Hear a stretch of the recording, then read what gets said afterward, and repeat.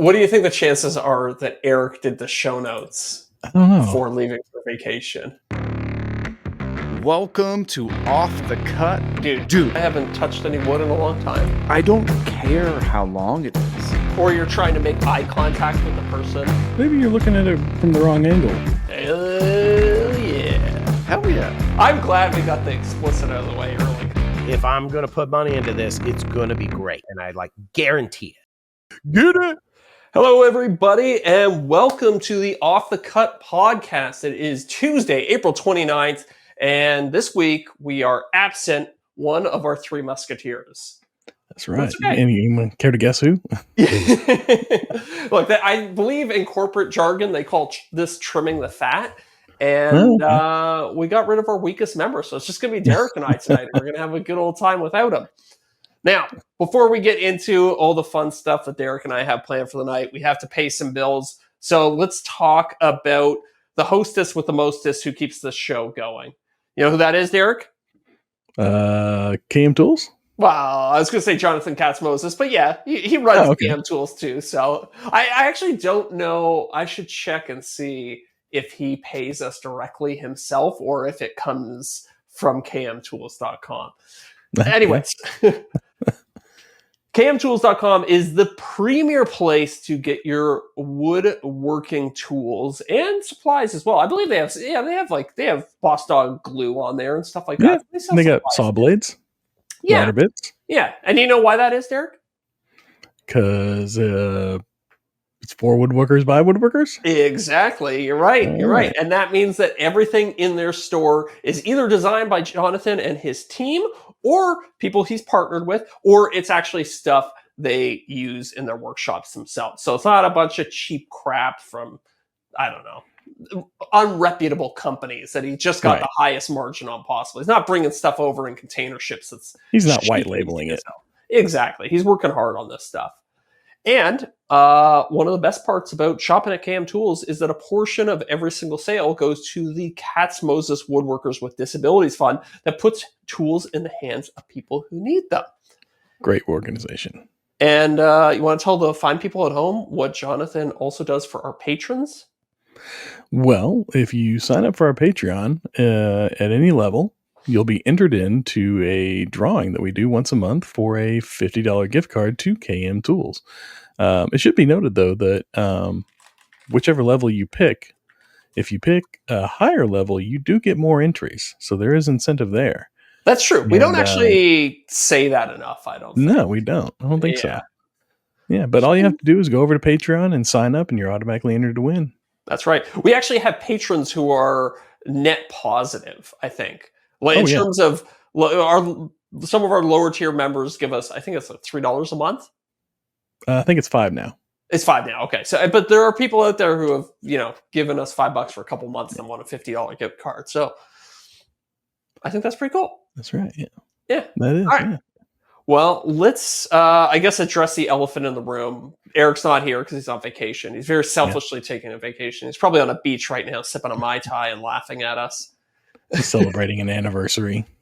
Yeah, exactly. Like oh my Lord. Going on vacation with your spouse. I haven't been on a vacation with Sophie in a long time. I kind of miss it. When was the last time you actually got to go, just you and your wife without the kid? Oh man. 2007 we went to San Francisco. That was the last time we went on vacation without the kids. Okay, so almost 20 years ago. I feel like having kids obviously changes the dynamic completely. Yeah. Right? Yeah. We only just recently, in the past, I'd say 2 or 3 years, started going out and having just like date nights where we could leave the kids at home because they're a little older. And those have been nice. It's kind of like a mini getaway. Yeah, for sure. How long do you think have you established a time with your wife where you guys will feel comfortable leaving the country or leaving the state and leaving your kids behind? I don't know that we would ever leave the country, but we could probably, well, actually, you know what? I take it back. I need to make an amendment. There has been one other time where we went on vacation without the kids after having the kids. And that was 2018. We went to Las Vegas and renewed our vows with an Elvis impersonator under the Oh, big neon Las Vegas sign. very cool. Very So cool. that was pretty cool. We did 2 days. So we flew out one day, we got there, and then later that night we did the vow renewal, and then we had the whole next morning and afternoon, and we flew back home that second night. We left them with the grandkids. Mhm. It was great. It was a lot of fun. Had a lot I of feel fun. like that's the opposite of what most people do. They do like a lot of people will do the Vegas or the quick wedding, Yeah. and they'll be like, oh, like it was we were just in a rush, we got it done, and then 5 years later they'll have a big party as like a vow renew, vow renewal. Jeez, Vowel. tonight. Yeah. Yeah, it was a lot of fun. We talked about like because we did our original wedding on the beach in Maui, and that was just for us, and a couple of family members came out, and that was pretty nice. And we said, if we ever do it again, it'd be really fun to just do a fun one, go out to Vegas or something and get like an Elvis impersonator or something like that. And I think we've had some other things come up where we've been like, oh, that's a good idea for one.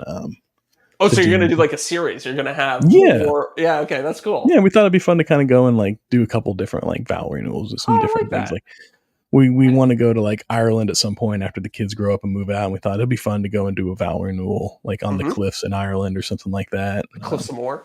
Yeah. Yeah. Yeah. So it's beautiful. We got some ideas. Yeah. That's awesome, man. When you were in Vegas renewing your vowels, were you in a waiting room with a bunch of drunk people? No, actually, we just caught an Uber out and we met the guy under the big neon sign. The big like "Welcome to Las Vegas" sign, like the classic sign.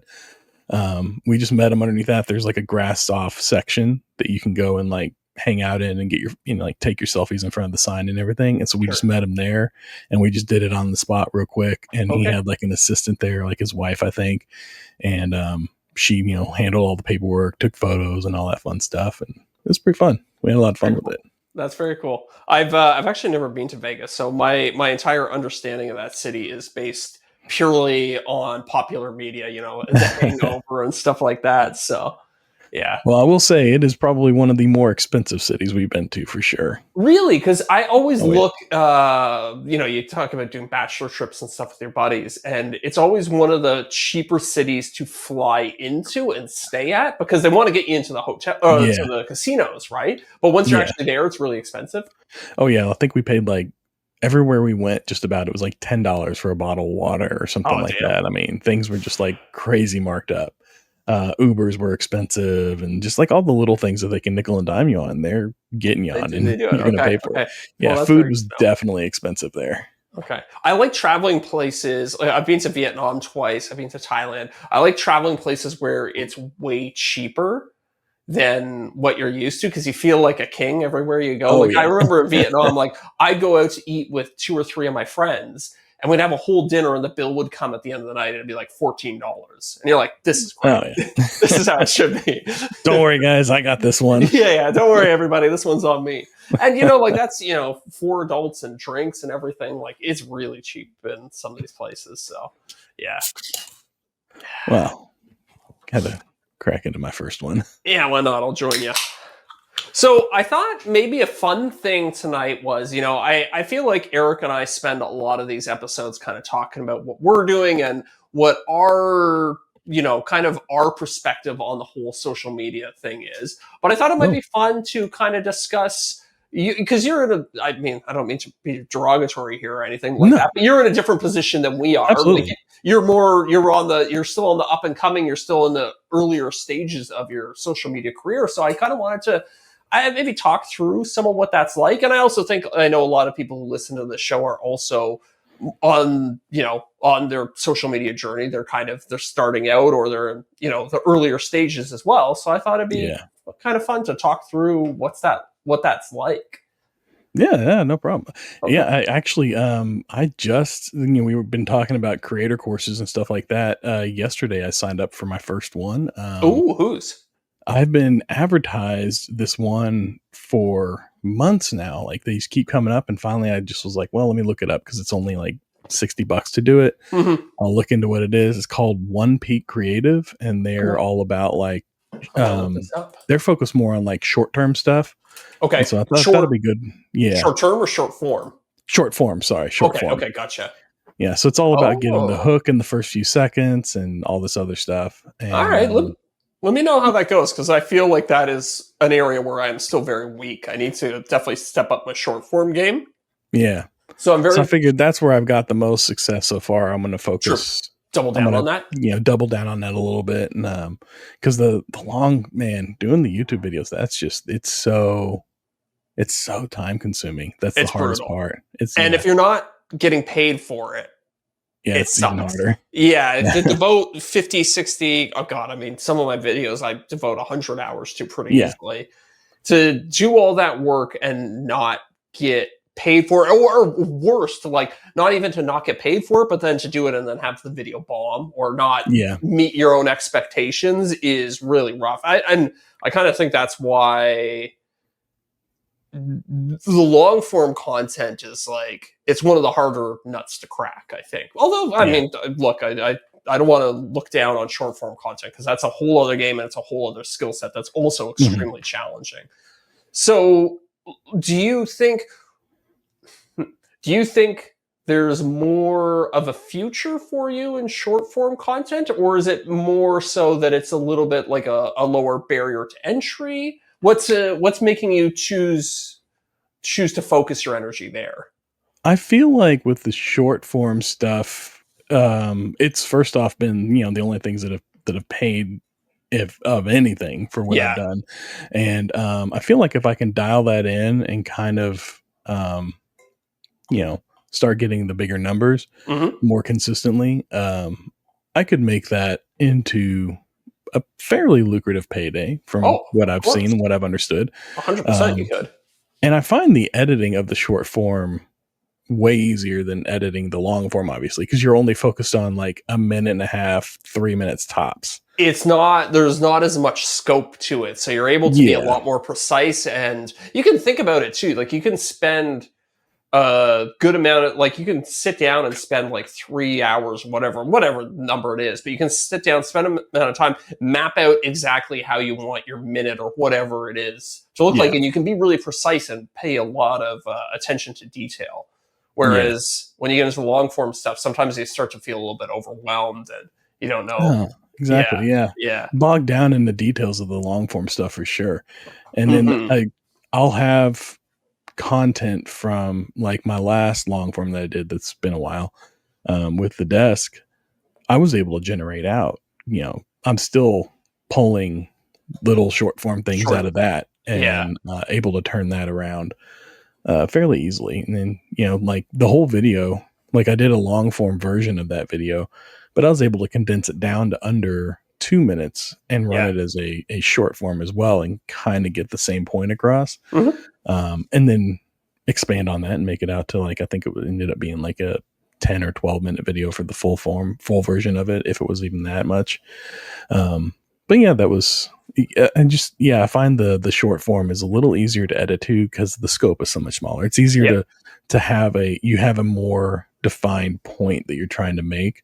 But at the same time, I do feel like shortchanged in that it's harder sometimes to capture everything I want to within a video, within that 1 to 3 minutes or whatever. For sure. And I mean, I think After I that's go to one of the long form. things like Eric and I talk about with the long form stuff is like he wants to do these courses because he gets to be Yeah. even more long winded. And I feel like the short is just there's all this nuance and all this detail. And when you're doing short form content, you kind of have to throw that stuff out the window. I mean, depending Mhm. on, if you're just sharing a small tip, then I guess you can go pretty in detail. But if you're trying to show a whole project, Yeah. you kind of have to talk in very, very broad strokes. And very quickly. Yeah, yeah. So are you hoping that you can use the short form stuff to kind of bootstrap doing more of the long form stuff? Or do you see yourself creating a business that's more just focused on the short stuff? Yeah, I see it as a stepping stone to getting Okay. to the longer form stuff. Yeah. Definitely. Like Yeah. kind of using it to, instead of looking, okay, this is a good way to look at it. Instead of looking at my wall of tools and saying all of these need to be sharpened and then sitting down and trying to sharpen them all at once, I'm going to focus on one at a time Yeah. and work through that skill Yep. or aspect of the storytelling and kind of refine like how to get that hook in, how to like, For sure. keep it moving, how to keep the audience retained for 1 to 3 minutes, Yep. and then extrapolate that Yep. across 5 to 10 minutes, and then eventually like 10 to 20 minutes, and Yeah. maybe beyond that if it calls for it. Yeah, I feel like that's a very smart strategy and something I wish I did more early on in my career. And yeah, it's I don't know. I did kind of walk a similar path to you in that I did try and use short form content to bootstrap the longer form stuff. And I was kind of I started making some money off short sponsorships on Instagram. I think it was mostly on Instagram where I started earning a little bit of Mhm. money. And then I'd throw in like YouTube sponsorships as almost like a kicker when I was really just like trying to get that going. I'd say, oh, for Yeah. extra $500, like I'll also include a shout out to your product to my YouTube video. And it was like those first few kind of brand deals allowed me to hire the editor and spend a little bit more time crafting it, paying for materials for the YouTube video and all these things. It was Yeah. it's man, it is kind of a wild business and a really hard one to get started in. Yeah. I've spent time thinking like wish I went right into YouTube, but maybe I would have floundered and washed out if I had tried to do that. Yeah, I definitely feel that. Like, Yeah. with the long form stuff, I feel like, it's pounding my head against the wall. Like, it's just this last video that I've been trying to edit since, I don't know, probably November. And I'm about 3/4 of the way through it. I got my voiceover recorded and I'm kind of editing towards that. But the further away from the project I get, I feel like the less I lose sight of the scope of the project. And so I'm having to like hunt for, oh, I know I did this, but I don't remember exactly where I shot that. And I want to include it. And so it's like a lot of like hunting through old video. For sure. I find what helps with that is when you sit down and craft an outline before starting the project. And then you can kind of know, like, I mean, this is a level that I don't take it too personally, but I could see how it'd be handy is, like I usually lay out all my footage by day. So if you had an outline, you could match which steps you shot on which days, or like which sections of the video you shot on which days, and then you can use that to kind of locate footage a little bit easier. Yeah, I thought about that, like trying to outline ahead what I wanted to shoot, and then using that in the edit, and only shooting what I wanted. And that I feel like I've gotten better about that, about only shooting what I feel like I'm going to need, instead of just setting up the camera and running throughout the entire process. Which I mean, look, there's pros and cons to both, but I like to remind myself that every minute of footage that you shoot is a minute that you're going to have to review at some point. Yeah. So and I find that whenever I do think about it in terms of like whenever I'm mindful about what I'm shooting, in that, okay, I'm putting these two boards together, so I want to show maybe a second or two of laying down the glue, putting on the screws, screwing it together, just enough for me to be able to talk about what I'm actually doing in that moment. Yeah. I'm shooting more close-up stuff. I'm shooting stuff that makes a lot more sense, that isn't so broad, that isn't so wide, that you're losing all the detail. I'm shooting more detailed stuff. Yeah. And it shows. Yeah. And when but doing that requires thinking ahead. Like you have to think through every step. You have to like kind of plan out like, okay, what am I going to be talking about here so that I can film it in the right way to support that voiceover later. And that's definitely a skill that you build as you do it a few times, right? Because you have to kind of know what your voiceover is going to be before you even sit down to write your voiceover. Yeah. So and right now it's like I'm thinking about it almost as I'm doing it, and so I'm shooting it simultaneously, but I'm thinking about like how I want it to look, and then shooting that as I'm doing it. And then like you said, it's all about like thinking about that maybe the day before or a few days before, and eventually at the beginning of the project, thinking the whole way through it Yeah. and shooting that all the I way don't know through. what you were like as a student in school, but Very last minute. very last minute. And I was kind of the same way. And people would tell me like all these organizational hacks, like, oh, like if you take notes, well, I mean, this is more of a university thing, but if you take notes during class and then after class, you sit down and you spend 20 minutes organizing your notes and rewriting them, your retention will go up 100%. And I would hear that. I'd be like, no way, I'm not doing that. That's too much work. Screw that. And I kind of feel like, the sitting down to write an outline before a video is kind of one of those things. And I only now in my 30s, I'm like, okay, if I want to be successful at this thing, I actually do have to take it seriously. And I have to do that kind of like uncomfortable work, the stuff that I instinctively don't want to do. Yeah. Yeah. So. Yeah, I hear like you guys talking about whenever, you go out and you shoot and then you come in for the day and you load everything into the computer and you go ahead and you make like quick rough edits right then. Yeah. And I'm like, that's great. I wish I could do that, but I just don't have that at the end of the day. Well, that's the kind of luxury of having it be a full-time job, right? Yeah. I only started doing that once I started treating it like a full-time job, where I was, I would shoot for the day and then I would leave time at the end of the day to come back. Because when I was trying to do it around the day job, I'd be like, okay, Saturday, Sunday, those are the only 2 days I have to film this week. Yeah. So I just go and shoot as much as I possibly could. And then I would like pick away at it in the off hours throughout the week. Yeah. And it's a little bit harder to do it that way. Still possible, but it's definitely more efficient and your mind's more focused. Because if you come back at the end of the day, at the beginning of the day, you think through all the things you want to say, you kind of think through your hypothetical voiceover. You come back at the end of that's still fresh in your head. So you lay out all the footage on the timeline and then you're doing your kind of rough edit. So yeah, exactly. Yeah. I wish that I could somehow tap into my computer through my tablet. Because if I could, when I'm sitting at night, whenever my wife are just hanging out watching TV or whatever, catching up, I could be just passively trimming the fat, like cutting off the little bits here and there. Yeah. But I have to come up to my office every time I want to edit. So that kind of makes it like, it's like I got to remove myself from everything else. There's a part of editing that's very active. And you're thinking like, is this the perfect clip for this? For this moment? And then there's a part of editing that's just like trimming the fat. It's like, okay, I walk into frame here. I can cut all that out. There is part of it you can do while you're just like watching TV. Right.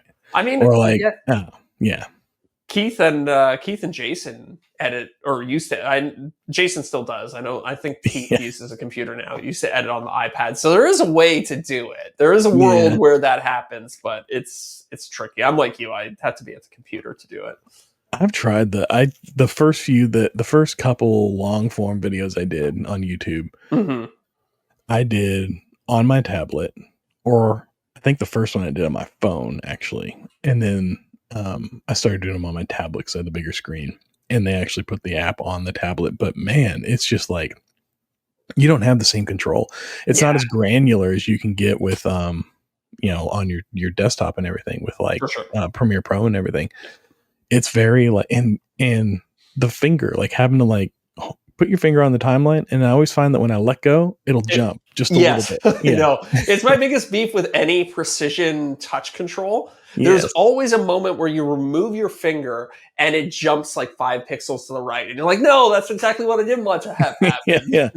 And none of them have like where you can like type. You can just be like, okay, let me just type in the timestamp that I want to go to. I want to go to 30 seconds and 3 frames or whatever. But even that's a nightmare to do on a touch device, because you touch it, keyboard comes up, you punch it in, you hunt and peck, and then like the keyboard drops down. It's just so much easier. I feel like the keyboard and the mouse are an extension of my body when I'm editing in Premiere.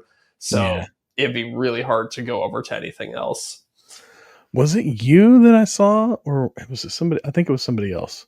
Have you ever seen those the 3D mice that they have? It's like a little knob. What's it? It's called a space mouse, I think. Space mouse, that's right. Yeah. Have you ever used one of those? No, I haven't, but I talked to a guy who swore by it. He was like, it's the greatest thing in the world. And apparently, so it's primarily used for Fusion 360 and 3D modeling softwares, but apparently you can also use it for Premiere and stuff like that. Yeah, that's what I've heard. Yeah. Mm-hmm.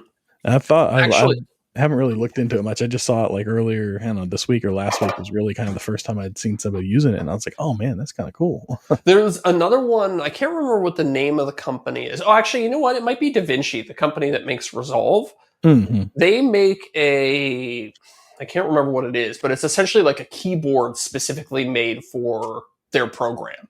Oh, okay. So it's like it has everything mapped out on it. There's dials. I went and grabbed this.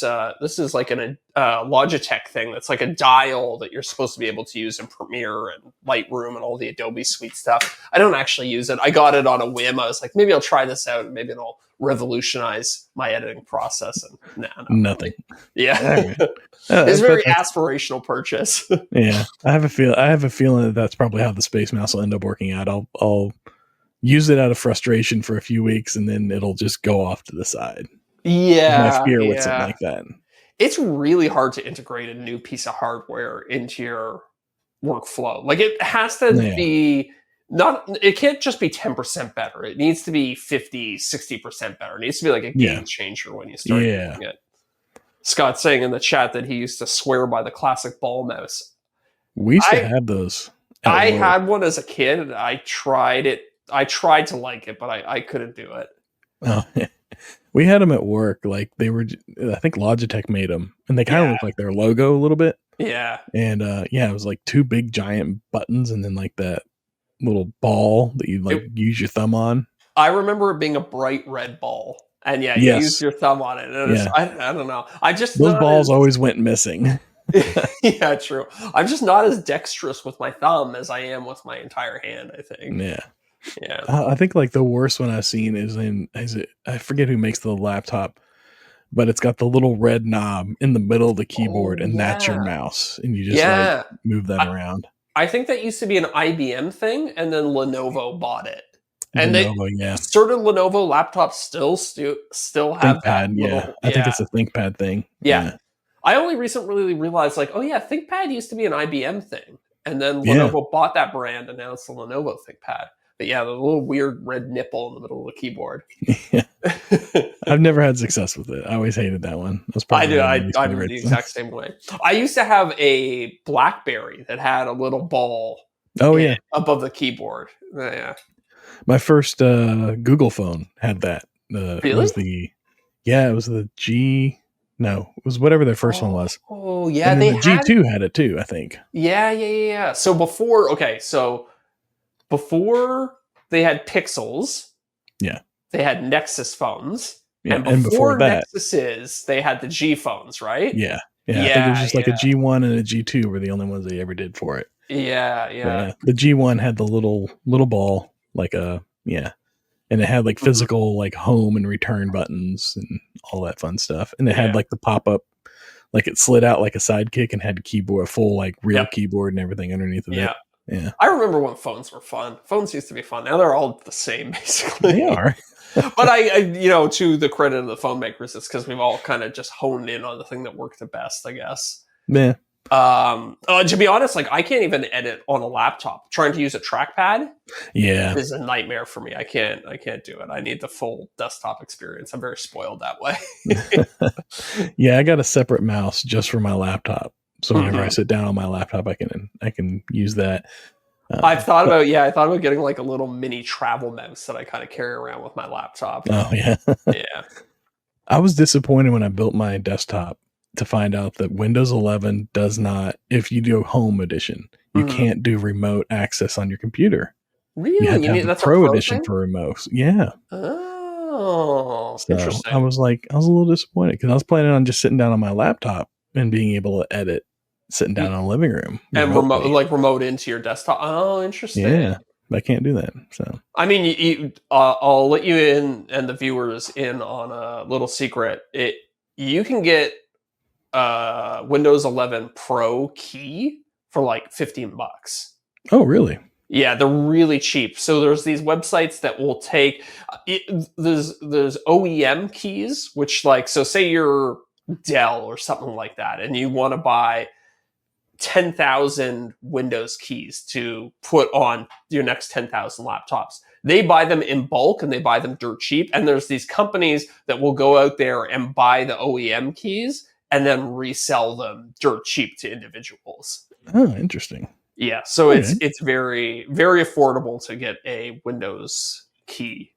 So if Might have to look it's into that. worth Might be 15 worth bucks it. to you, yeah. Yeah, absolutely.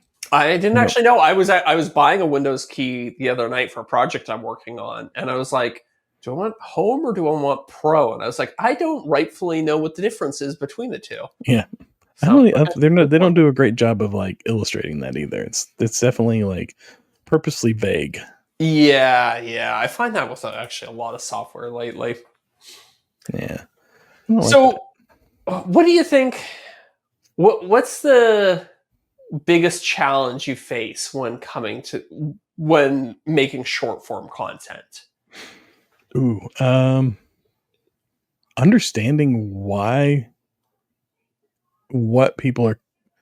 where exactly people are clicking off. Like, I know you got Yeah. analytics and all that, but Yes. whenever you really like, at least whenever I'm looking at my analytics, I can't. It's not like whenever you're looking at a YouTube video where you see like people are watching up to this point and then you start to see the drop off. Like Yeah. on Instagram, I don't think I have that. I think it just tells me like on average people watch it about this far, but I don't I have think that same I detail. do have it. I can see a Huh? little chart, much like a YouTube video, but that might be. Do you have the creator account or the professional account? They change the branding of these things so Yeah, I often. know.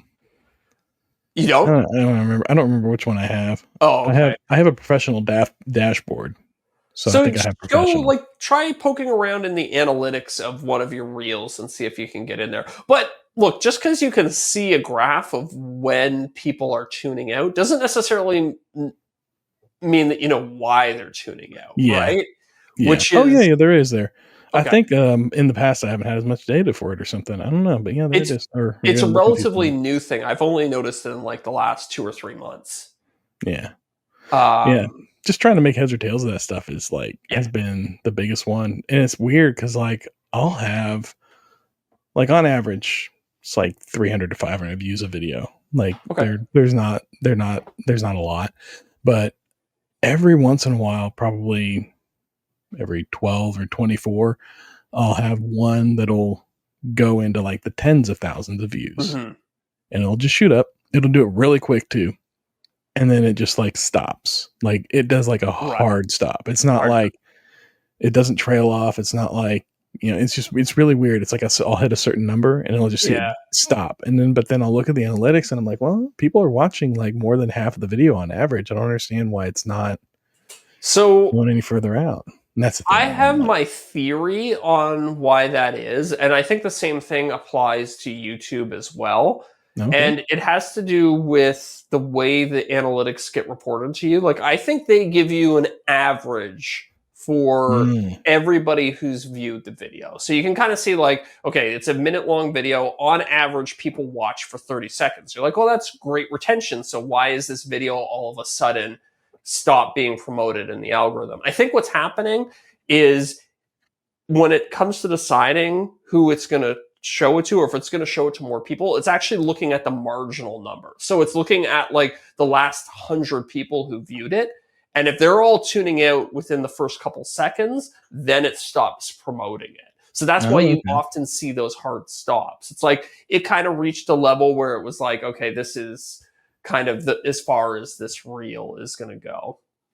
Or this my tinfoil hat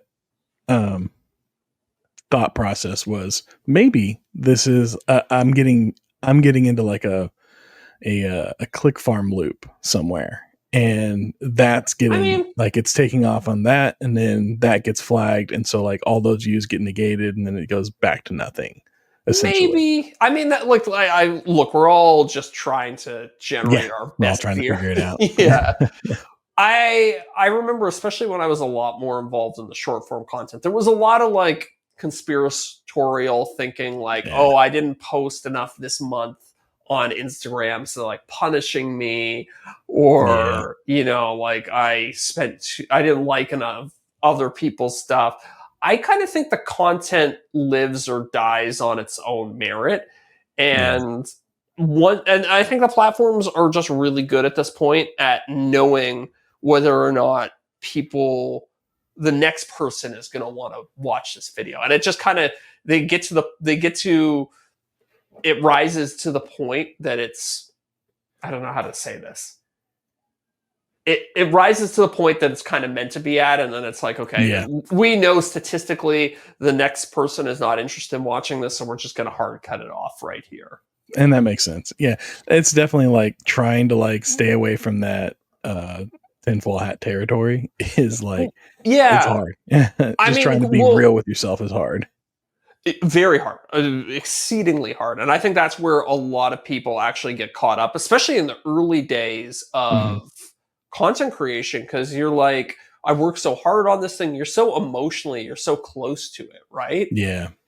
That you're like, well, this is a masterpiece. I spent 100 hours crafting this thing, right? And it only got 10 views. And it's like, wow, clearly it must be the algorithm's fault this is not getting promoted. And it's like, maybe, but also maybe you need to like re-examine some of your assumptions and tweak your formula a little bit and try some new things. And I say that like it's the easiest thing in the world to do. It's not. It's really hard to do. It's really effing hard to do. But that's why I think the same thing applies to all forms of, quote unquote art.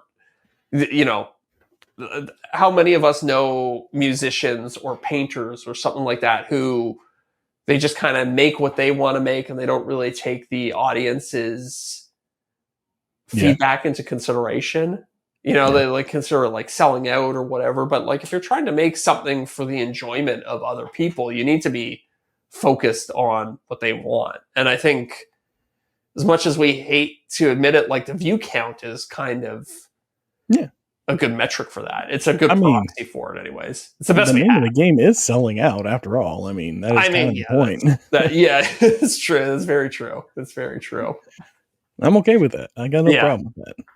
So on the subject of selling out, have you had any brand partnerships? Anybody come knocking at the door lately?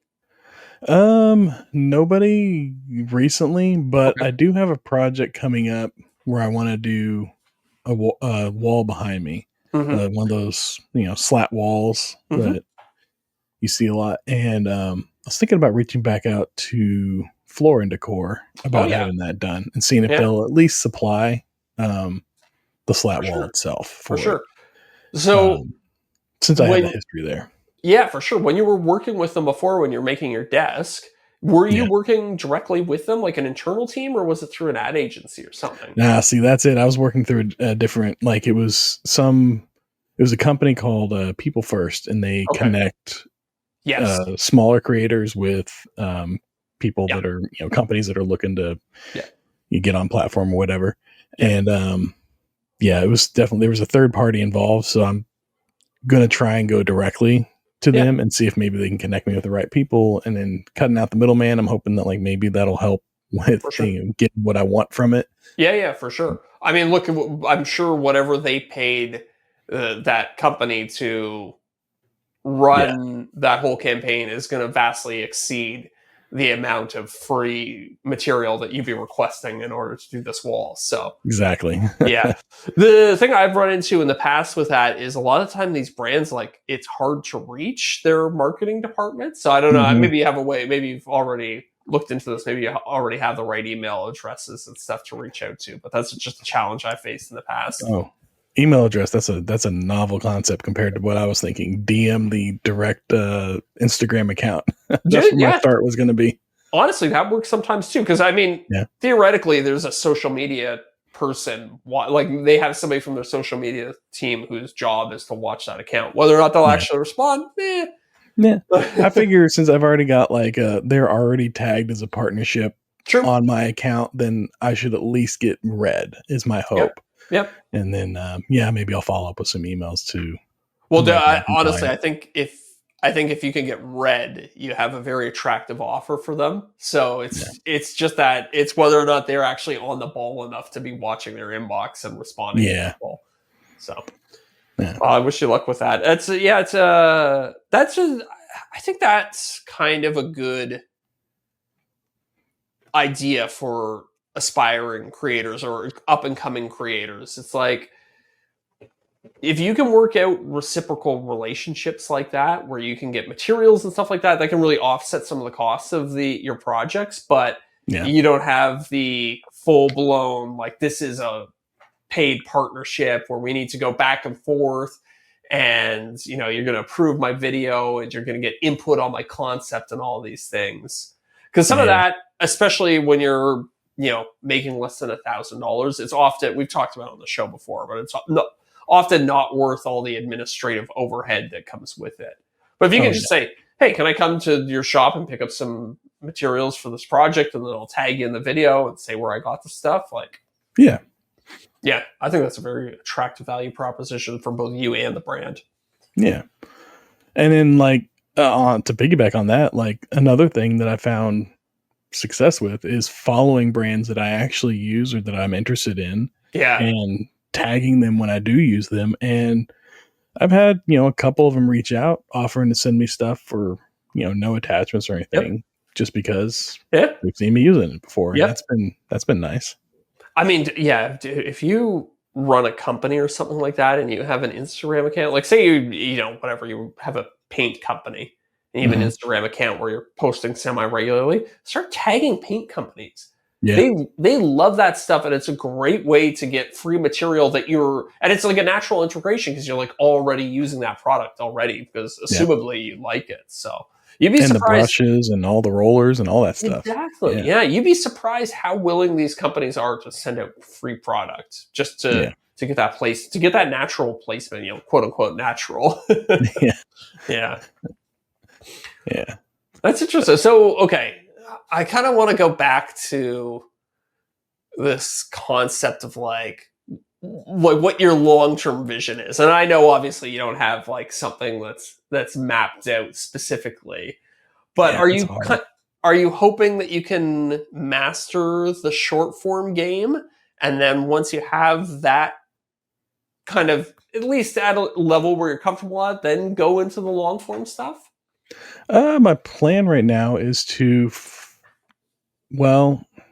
I'm still split, but to dial up the short form stuff, to hone in on those skills while also still making the long form stuff that I want to make. To also, hone in on those skills, really just to build up a back catalog so that whenever I do start putting out more of the videos that are going to be, utilizing the skills that I don't know yet, that get me to where I need to be, I'll at least have something, there will be more there than just like that first one, So you said something there that was kind of interesting. You said, when I start making the long form videos that I want to make. Yeah. So is the long form stuff more, is it more, I don't know. Do you think that's more creatively fulfilling? Oh yeah. I feel like I like the idea of being able to tell more of a complete story. Yeah. And I feel like long form allows for that. I feel like short form is like text messaging and long form is like email. With the text message, I can use some goofy emojis and I can convey a thought or two. But really, if I want to tell a story or articulate something deeply, it's going to be an email. I'm not going to do that through a text message. And I feel like that's kind of akin to the short form and long form. The short form is great for like, a quick joke or a tidbit or an idea or, a passing thought or two, maybe in one video. Yeah. But long form, that's where I'm going to tell a story. That's where I'm going to get a little deeper. That's where I'm going to kind of really spread out, so to speak, in as far as like the project itself. Yeah. Get more into the details of things, for sure. There's tons of people, like, you can make a very nice living just doing short form content. Yeah. So I mean, you could, if you get good enough at doing short form, do you ever see a world where you only do that, or is it in your heart where I want to tell long, big stories? Because we're talking about selling out here, right? So if your only objective is to make money. Yeah, if your only objective is to make money, then yeah, short form would be probably where I would focus at the most. I feel Yeah. like it feels like more of like a maybe it's just because where we are, because it's still early, it's still infant. That it feels more like a cash grab right now. Like it's more Yeah. like get in while you can, get what you can before this whole thing disappears. Because Interesting. who knows where it's going to be in like 3 years? 3 years Yeah. ago, Well, I we mean, didn't think it was going to be here. 3 years ago, I was kind of like thinking the same thoughts you were thinking. Like, I don't know how long this thing's going to last. Yeah. It might just be a flash in the pan, and it kind of just keeps on trucking along. So, Yeah, I don't know. that's true. The longer I do this for, the more optimistic I am that there's a little bit of legs here. And then also being on through Sophie, I see how much these companies are willing to spend on traditional advertising. And I'm like, the amount they spend on social must be just a drop in the bucket compared to like some of these, TV and print and even traditional banner ads and stuff like that. There's an unbelievable amount of money that gets spent on this stuff. So there's still room for companies to increase their ad spending on social media. And I honestly, this is purely a I don't know, what's the word I'm looking for here? It behooves me to think this, but I think you get better value for your money on social media than you do with like a banner ad or a TV ad or something like that. Yeah, definitely. With I'd say the millennials and younger for sure. Yeah. I think like if you're shooting towards like Gen X and boomers and all that, then True. yeah, you're old school. That's probably where you're going to get the most bang for your buck. Unless it's political, and then yeah, go to town on social media. That's what they're there for. Yeah, the boomers love getting all political on Facebook. That's for sure. Yeah. But I just think like the ability to have like a quote unquote trusted name that somebody has like some sort of relationship with advertising a product has to be more impactful than just driving by a billboard for that product on the side of the road. Yeah. You know what I mean? And you get to be so much more targeted in your marketing. You can you can pair the product with the presenter. So, if somebody's a really big golfer, you can advertise golf clubs on their channel. Yeah. And it just seems so much more targeted and specific and a smarter way to market to me. As opposed to if it's a product that person already uses or would be inclined to use at the very least, and then they continue to use it after the ad's over in the videos that they continue to produce, that's like, you're getting money for nothing there. Well, for sure. Where is it? I got earlier in the year, late at the end of last year, I was sponsored by Linus Tech Tips and their screwdriver. Oh yeah. And I love that infant screwdriver. I use it all the time. It's been in every single video since that as just generic product placement or passive product placement, I guess would be a better word. Yeah. So got the logo on it and everything. Yeah. I've worked with DeWalt. I have like hundreds of DeWalt and Craftsman tools that I use all the time. So yeah. Yeah, definitely. It'd be nice to get one of them going. Yeah. Dude, it's a matter of time. You just gotta, unfortunately, you gotta put in the hours. You gotta pay your dues. And look, like you were saying before, those relationships were like DeWalt specifically. I already had a workbench full of DeWalt tools, and I just started tagging them because I was already using them, and I slowly built that relationship. It started with, hey, here's some free tools. Check out this new sander we just released or whatever the hell. And then at a certain point, it was like, okay, we're looking to push this new product. What do you think about doing some reels and we'll pay you or whatever? So, yeah. Okay. So there is definitely a road to it. It's tricky too, though, because sometimes you do a lot of free videos for a company, and it's hard to make that transition into being a paid creator on their roster. They'd be getting free. Why are they going to pay for it? Exactly. Yeah. So there needs to be. This. I think I'm probably pretty bad at this just because of my personality type. But I think if you're a little bit more of a hard-nosed negotiator, you could probably pull off that transition relatively easily. Oh, that's definitely not me. Yeah, I know, right? It's I it think sucks that's being not the nice most guy creatives. sometimes. Yeah, true, true. Well, I mean, hopefully at some point you get hooked up with what Eric and I have, which is an Yeah, agent, so then you can get to be hands off with it. yeah, Um, that's a dream, right? yeah, yeah. Because I mean, honestly, I was for a long time I was underselling myself, and I didn't know, and so it takes you kind of have to have an asshole in your corner at a certain point. Yeah, Maybe not an asshole, but you know what I mean. yeah. Everybody needs a pit bull. Yeah, exactly, exactly, right. So, Yeah, but again, I think, that's a luxury of being a little bit more of a veteran creator, somebody who's been around for a little bit longer. yeah. Yeah. John in the comments is asking long-term monetization plans. I'm assuming referring to me, sponsorships, Yeah, AdSense, own yeah, products and services. yeah. Yeah, I think it's kind of expanding on what you're asking. Yeah, I don't. Yeah, I don't have any plans for any specific sponsorships. I do know that I don't want to take on anything that.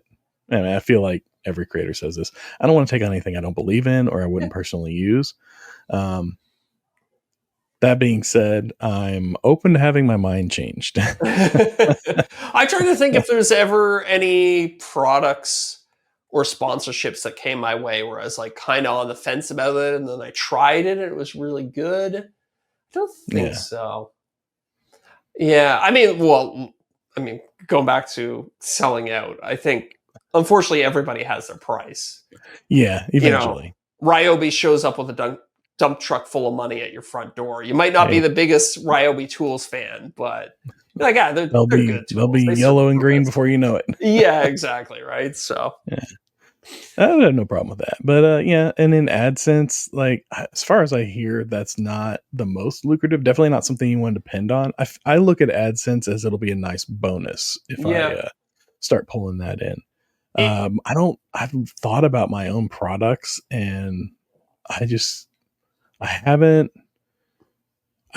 well, I mean, it's probably like me and my own self confidence issues. I don't feel like there's anything I have to add to the product pool that already exists that's going to be of value. yeah, And so I haven't really thought about products. I thought about I've done a couple of plans and put them up on Etsy hmm and had a few purchases. I'd like to expand that out to at least half a dozen before I transition them onto my own website. I right. feel like it'd Sure. be silly to just put two up on my own website. So I Yeah. want to kind of like build that out a little bit. I mean, Um, you can have both in parallel at the same time, right? You can have yeah, an Etsy that's true. store and your own website too. Yeah, the Etsy store doesn't hurt, and you can get some nice feedback from the Etsy analytics that True. Very true. I'm not getting from my website. But I need to. That's a whole nother story. I need to figure out a better Yeah. service there. And then services, I do like the idea of services. I like the idea of eventually taking what I've learned and teaching that to other creators that want to Okay. get into the space. Okay. And So like maybe and being a doing teacher. something like this course that you just signed up for, like maybe creating your own, but Yeah, more tailored to the individual because you're saying a that service as opposed to product, I'd like to do it more on a one-on-one type of situation. like a Like coaching. yeah, like coaching. Yeah, Yeah. something like Interesting. or take on maybe more of a production role as far Okay. as like I like producing the podcasts. That's been a lot of fun. I've been able to get a few more of those going. Yeah. That's been nice. I kind of like doing that. It's a little time consuming though, just having to Right. sit down and listen to the whole other podcast and then do all the other stuff for it. As far as like how time consuming it is versus like how much you can really get away with charging on something like that until you get to Yeah. like the really big ones. Yeah. I need to like go up a level before I can get there. But Yeah. yeah, doing that, I think yeah, the coaching Coaching. that'd be a lot. I think that's the exit strategy as far as like Interesting. once the social media thing is run its course, once my own channel is kind of petered out, like whenever I'm at like hopefully like a Steve Ramsey's level, like where Yeah. I'm like, I've done all the videos I feel like I need to do. I'm gonna take a step back. That's whenever I'll turn to like coaching or something along those lines. Interesting. Interesting. I wonder. I wonder if we'll see more creators kind of taking that career arc as time goes on. I think so. I feel like Yeah. there's only so much like that you can. There's only, like especially in our niche in woodworking, let's say, there's only so many projects that you can do before you're kind of repeating yourself as far as like the different techniques, not Yeah. necessarily with the individual projects, but with like the techniques that you're illustrating and stuff like that. hmm I feel like you've got a shorter arc in our niche, probably like 5 to 8 years, and then you're pretty spent. Yeah, I mean, there's only so many times you can talk. I struggle with that one a lot because I find myself doing even my videos like I'm doing a lot of the same things over and over again in every project, right? And Mhm. I'm like, do I explain each step even if I've done it in a previous video? But like just because somebody is watching my current video doesn't mean they saw my last one too, right? So you want to make them stand on their own, but you don't want to say the same thing again and again in every video. So it's a little bit of a balancing act that you have to walk. But I think Yeah. the nice thing about our niche is that the project is so important a lot of the times. Yeah. So if you have a good mind for like thinking of creative projects, even if you're doing the same techniques over and over again, I think that becomes less important too. I don't know. I'm trying to think out loud here. I feel like I've transitioned away from explaining the nuts and bolts of what I'm doing to more explaining the reasoning for doing things and trying to craft a story around, trying to create an entertaining story around the project with tips sprinkled in as opposed to creating a purely instructional, like, this is how you make the thing. If that Yeah. makes sense. Yeah. Yeah.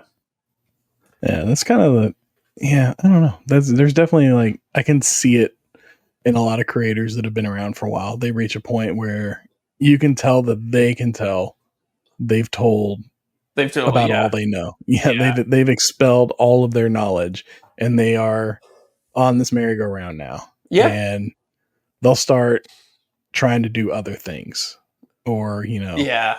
expand out into other niches or transitioned into some other position of some sort. And Yeah. that's definitely something to like consider, like where you'd want to be from, what's your exit plan look like? So, yeah. Well, I mean, Or, keep going.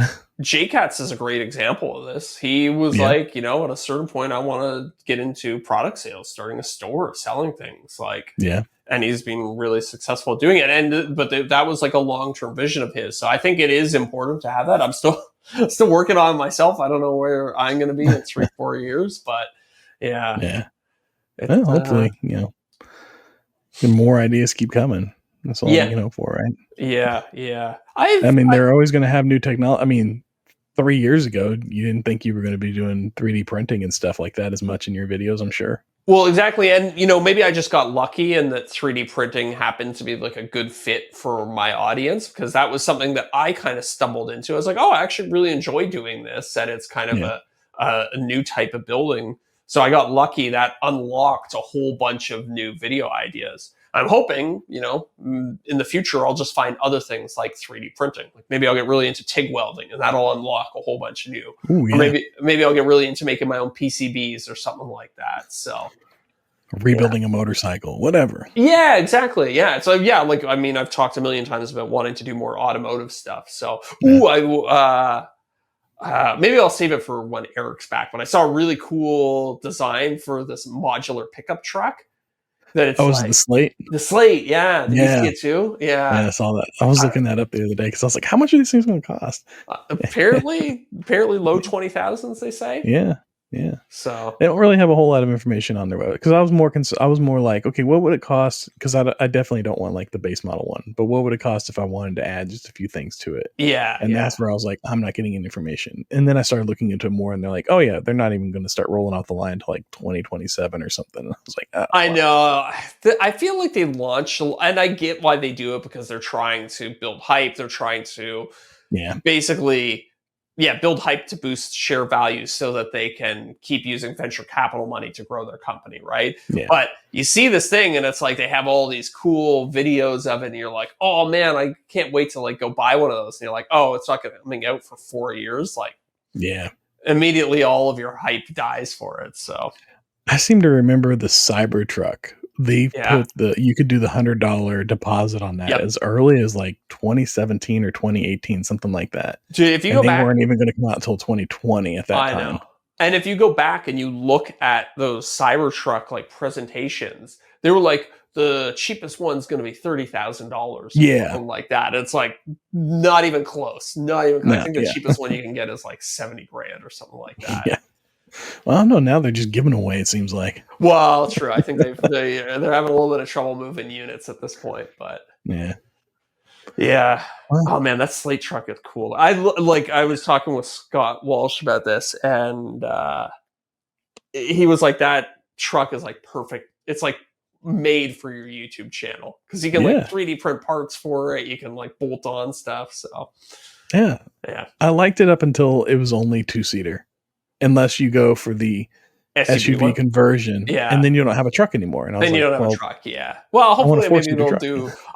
I like the concept of like a modular Oh, yeah. platform for a truck. So hopefully they have success with this one, and then in the future they're like, here's a 2-row one that you can get with a pickup truck bed, or you can make Yeah. it a 3-row full size SUV or whatever. Yeah, I'm with you. I like that. They were talking about like, all you needed was an Allen key and you could do Yeah, pretty much so anything with it. And I was like, I love that. I hate working on cars because they make it so hard to do everything, and I think it's the ethos is like they want you to take it to the dealership and have them Yeah. work on it so they can charge you a whole boatload of money to do it. But so many things are like such a pain in the ass to do on cars. And it's just so Yeah. refreshing to see a company be like, yeah, you want to take off the door? It's 4 Allen bolts that are exposed at all times. Like, boom. Yeah, absolutely. Easy. Yeah. You want to change the color? Just get a new wrap on it. That's all you need to do. Yeah. I remember I had an F-150 and I was like, I really like the grill from another trim level. I was like, surely I can just go on eBay and buy the different grill and swap it onto my truck. And I remember looking into it and it was like a 3-hour procedure to swap the grill. Oh man. And I was like, why? This is insane. Like, that's crazy. Yeah. It's always Or like if you want to go change out your stereo or something, you got to basically dismantle the entire dash. Yeah, and it's like it's all put together with adhesives and stuff like that, so it never goes Yeah. back together. It seemed like such a missed opportunity by car companies. Like, why not sell a more modular vehicle and then do what Slate is doing, where you kind of not only are you selling the vehicle, but you're also selling all the accessories. Yeah. Because like if I could easily swap the grill on my truck, maybe I would buy 3 of them and like change them out depending like over time. I'll start with one, get tired of it, buy a different one. It's like a good opportunity to like sell DLC essentially for your vehicle. Yeah. Yeah, but they're trying to sell you a whole new vehicle every couple of years. Yeah. But I mean, who knows? Maybe you can make more money selling accessories then. That's the hope, right? Yeah. I mean, anyways, I like the vision that they're coming out with Slate. I Yeah. wish them success, and hopefully it actually even comes to market, because Lord knows there's been a lot of electric car companies that said they were going to come to market and never did. Nothing. Yeah. Yeah. That'd be nice. I know I heard that I think it's the UK is pushing to go all electric with all their vehicles in the Really? future. Yeah. See, I That's don't been one know. of the things. I don't know how I feel about electric cars. On one hand, I like it. I like that there's Yeah. options out there. But some days, man, I'm just like, I know I could get like a Tesla that would be faster than, Yeah. whatever, in a straight line anyways, that'd be faster than whatever, a Porsche or whatever. But I see the Porsche, I'm like, the vroom vroom sound, all that stuff. It seems more exciting to me, and maybe that's a generational thing or something like that. But it's gonna be hard for me. It's gonna be hard for me to give up a gas engine. Yeah. Yeah. I think there'll always be a spot for them. I For would like sure. to. If I did end up getting the Slate, it would definitely be as like a second vehicle. So I would keep like a gas vehicle, and then I would have the little electric truck. I think that's my Yeah. ideal world. I'd be curious to see how much you could load on that thing. That I was the other wonder. thing I could find an answer on, is how much load it could take. Yeah, I'm curious. I used to think that like the towing capacity of a vehicle had a lot to do with like its frame and the trailer hitch and stuff like that. But my friend was telling me that a lot of it actually comes down to the transmission. Mhm. So I wonder if being an electric vehicle and having a simplified, drivetrain, it might actually be able to tow a lot. I don't know. It's Yeah, it'd I'd be be curious. yeah. I don't know. Is the Cybertruck good for towing? I have no idea. I I think haven't looked into it. the electric F-150 was pretty good at towing. I Oh, think you yeah. could tow something like 11,000 pounds or something crazy like Yeah, I want to say they showed like a big boat being towed behind one that. of them. Yeah. I think Yeah. they even have one where it like pulled a train or something like that as part of the marketing. Yeah. So I think the electric cars in general are decent at towing, but I'm really just spitballing here. I don't actually know. I have no idea. Well, Well, we're at over an hour. I know we made it over an hour. Should we Yeah. transition on to the after show for our beautiful patrons out there? Yeah, let's do that. All right. Well, thank you everybody for tuning in. Hopefully you enjoyed this one without Eric chiming in every second with his annoying nasally drone. He'll never know. He doesn't listen. I know he's never going to. We actually should have taken more of an opportunity to talk shit about him while he's been gone. We'll save it for the after show. He definitely won't listen there. There we go. Exactly. All right. I like it. All right, everybody. Thanks for tuning in, and we will see you next week. Spicy. I want to give a huge shout out to our returning top tier patrons: Corey Duvall at Woodcrafts and Honey. Josh at Sawdust Bills, Joe Welsh at Delaware Valley Workshop, Goblin Spanker, You can't say that anymore. Building Creative. Bingo bango. You're done. Zach, to be honest with you, I don't even know if I follow you. You should stop.